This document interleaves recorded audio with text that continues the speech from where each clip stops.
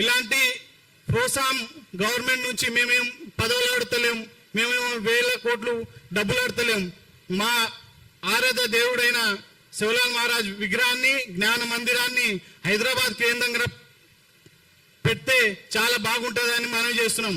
కానీ ఎడల వాళ్లకు తెలియజేసే విధంగా దశల వారీగా ఉద్యమాలు చేయడానికి గిరిజన విద్యార్థి సంఘం LHPS ముందుకు వస్తుంది. ఇవాళ ఎందుకంటే ధర్నా ద్వారా కావచ్చు, రాస్తారోకో ద్వారా కావచ్చు, కానీ ఎడల పాదయాత్ర ద్వారా కావచ్చు, ఈ ప్రభుత్వాన్ని తెలియజేయాలని, నిరసన తెలియజేయాలని ముఖ్య ఉద్దేశంతో ఈ రోజు ప్రెస్ క్లబ్ లో ఆ యొక్క తేదీలను ప్రకటించడం జరిగింది. ఈ యొక్క ప్రెస్ మీడియా ద్వారా ఈ యొక్క నిరసనను, ఈ యొక్క ఉద్యమాన్ని మీరు గవర్నమెంట్ ద్వారా తెలియజేస్తారని మనవి చేస్తూ ముగిస్తున్నాను.